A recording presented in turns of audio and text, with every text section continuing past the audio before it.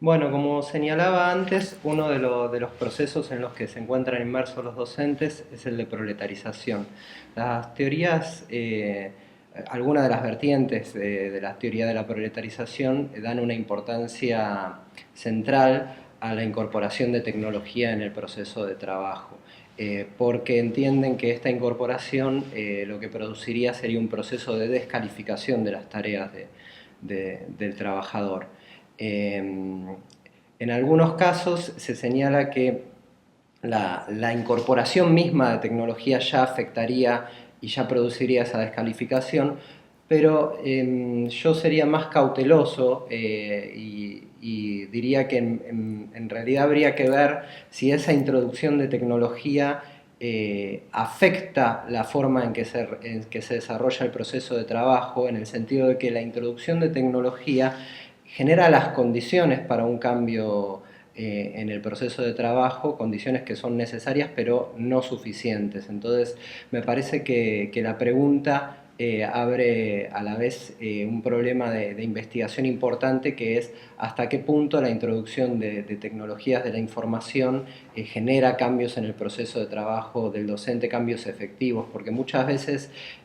también se le adjudicaran a la introducción de otros cambios técnicos en el proceso de trabajo, por ejemplo la introducción de manuales, se le ha adjudicado a esos cambios un proceso de descalificación, y habría que ser más cauteloso en el sentido de ver hasta qué punto efectivamente esos cambios eh, logran modificar de conjunto la tarea docente.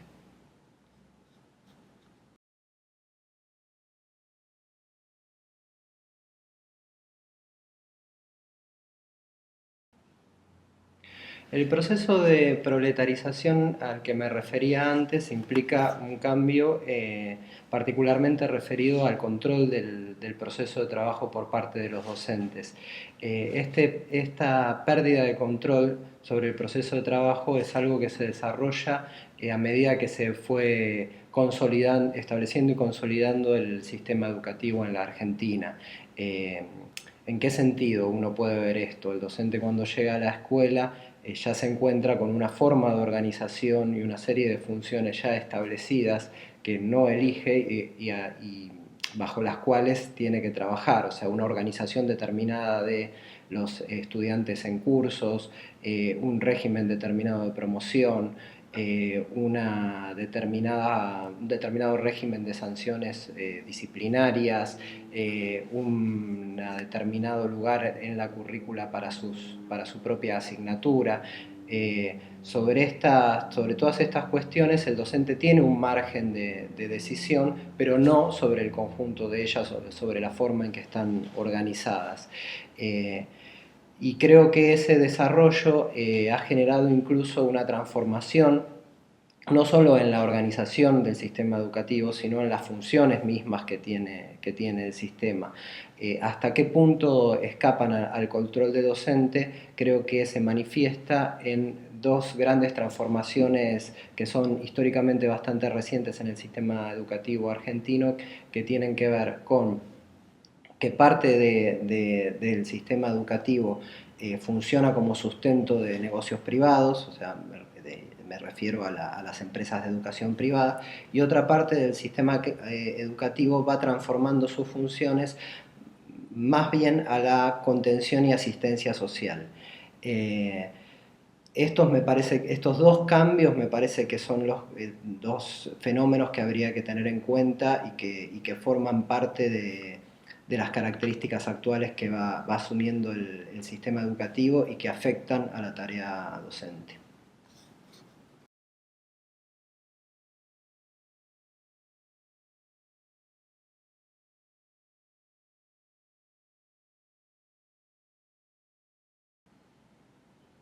Según las distintas investigaciones que hay en Argentina sobre su estructura social, en general los docentes son clasificados como parte o de la clase media o de la pequeña burguesía, según la perspectiva teórica. Y me parece que en los últimos años, en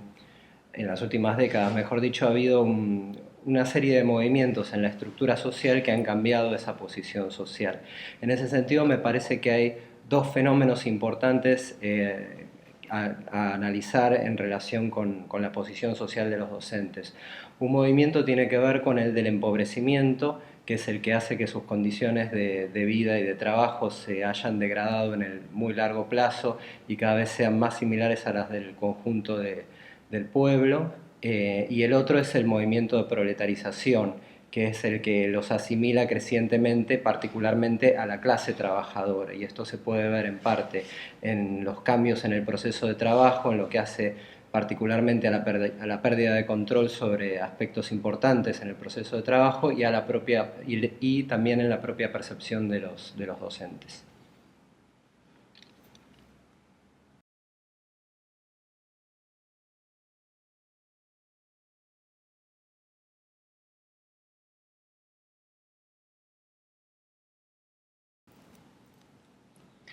El perfil de los docentes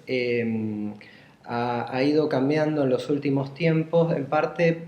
porque en consecuencia de dos procesos que se han desarrollado en la estructura social argentina. Por un lado, un proceso de polarización de esa estructura social, de la estructura social de clases, y una ampliación de las capas de la clase trabajadora y de las capas más bajas de la pequeña burguesía. Y por otro lado, a la par que se da ese proceso de polarización, una ampliación del sistema educativo, o sea que cada vez más esas capas pueden llegar a ocupar lugares dentro del sistema educativo, acceder a la educación media y acceder incluso a la educación superior. El acceso a la docencia no escapa a estas condiciones. Esto no quiere decir que el acceso a la docencia sea plenamente democrático, en el sentido de que cualquiera puede acceder a la docencia. En la Argentina el acceso a la docencia es mediante la graduación en el nivel terciario, mayoritariamente, pero sí que su acceso es más popular que en otras décadas. En ese sentido es posible que haya cambiado el perfil de los docentes y que, insisto, no solo las capas más acomodadas de la pequeña burguesía, sino también las capas bajas y algunas de las capas acomodadas de la clase trabajadora estén accediendo a la docencia. ¿Hasta qué punto esto incide en las percepciones de la sociedad? ¿Qué relación tiene con las percepciones que existen en la sociedad? Es un problema importante a investigar. Es probable que este cambio en el reclutamiento incida sobre la percepción que hay sobre la docencia. Seguramente cuando la docencia era una ocupación de carácter más elitista, seguramente, y era más difícil el acceso a ello, seguramente contaba con un aura que la podía diferenciar de alguna manera de otras ocupaciones, y seguramente esa percepción respecto de la docencia ha cambiado ahora que es más fácil el acceso a esa ocupación. De todas formas, me parece, insisto, es un interesante problema a investigar.